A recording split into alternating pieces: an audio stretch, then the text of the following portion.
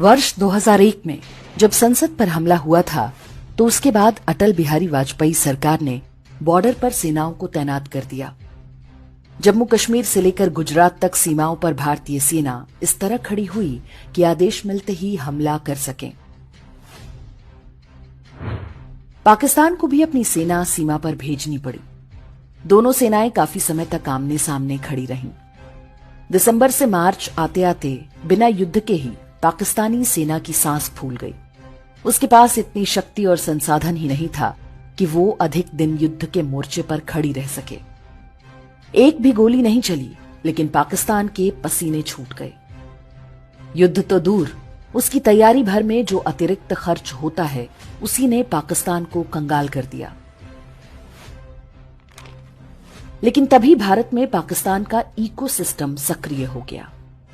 Media में ऐसी reports छपने लगीं कि थार के मरुस्थल में 51 डिग्री तापमान है। भारतीय सैनिक गर्मी से परेशान हैं। किसी भारतीय सैनिक के साथ कोई दुर्घटना हो जाए तो उसे खूब बढ़ा चढ़ाकर छापा जाता। बताया जाने लगा कि जवानों का मनोबल टूट रहा है। Times of India, India today, NDTV जैसे मीडिया समूह ने खूब नौटंकी की। 10 महीने बाद जब भारतीय सेनाएं छावनियों में लौटी तब तक पाकिस्तान दिवालिया हो चुका था। उसकी सेना इतनी बुरी तरह पस्त हो चुकी थी मानो युद्ध हार कर लौटी हो। लेकिन मीडिया ने इस बात को बिल्कुल भी प्रमुखता नहीं दी। उल्टा वाजपेयी सरकार पर ताने मारे गए कि जब युद्ध लड़ना ही नहीं था तो सेना क्यों भेजी। भारत की स्थिति आज उन दिनों की तुलना में बहुत मजबूत है। पाकिस्तान भारत से लड़ने आया तो पीछे से बलूचिस्तान और तालिबान वाले तैयार बैठे हैं। चीन अमेरिका के साथ टैरिफ वॉर में व्यस्त है।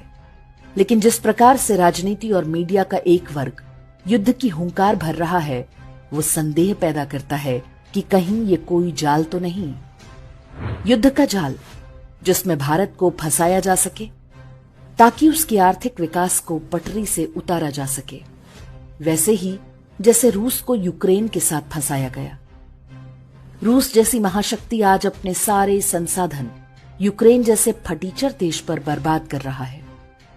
भारत एक आर्थिक और वैश्विक महाशक्ति के रूप में उभरे न अमेरिका चाहता है, न यूरोप, न चीन और न ही भारत के अंदर बैठे उनके एजेंट।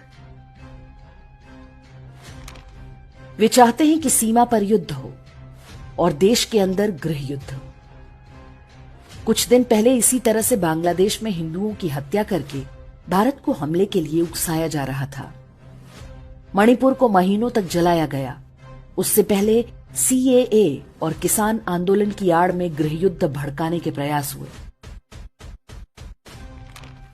यदि हम सोचते हैं कि राहुल गांधी केवल छुट्टी मनाने और आराम करने अमेरिका गए थे तो ये हमारी भूल है। असदुद्दीन ओवैसी जैसा जिहादी यदि आतंकवाद के विरुद्ध बोलने लग जाए तो मतलब दाल में कुछ काला है। भारत और हिंदू विरोधी ग्लोबलिस्ट शक्तियां अपने प्यादों से वजीर को घेरने के प्रयास में हैं। कुछ तथ्य हैं जो हमें ध्यान में रखने चाहिए।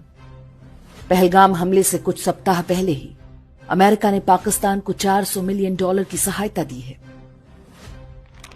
महीने भर पहले ही पाकिस्तान के प्रधानमंत्री और सेना प्रमुख ने सऊदी अरब का दौरा किया। कुछ सप्ताह पहले ही हमास के आतंकवादी पीओके आए थे और वहां पाकिस्तानी एजेंसियों के लोगों से मिले थे।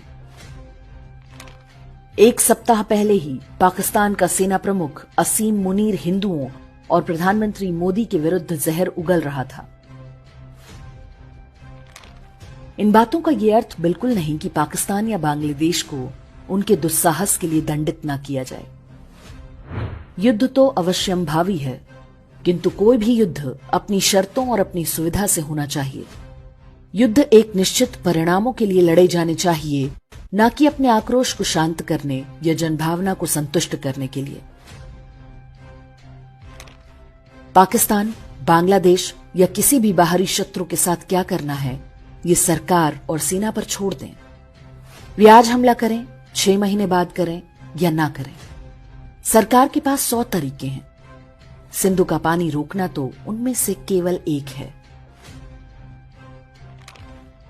हमारे लिए केवल इतना पर्याप्त है कि हम अपने गली मोहल्ले, कॉलोनी, सोसाइटी के आसपास बसे आधे मोर्चे के शत्रुओं पर कड़ी नजर रखें।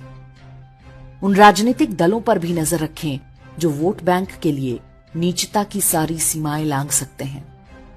चैनलों, अखबारों से लेकर यूट्यूबरों तक की एक बड़ी लश्कर उनके पास है। कुछ भाड़े के विदूषक भी इसी बहाने पब्लिसिटी लूटने में लगे हैं। उन सब की पहचान करें, जितना संभव हो उनका सामाजिक बहिष्कार करें। सेना केवल सरहद का युद्ध जीत सकती है। देश के अंदर की रखवाली हमें और आपको ही करनी होगी।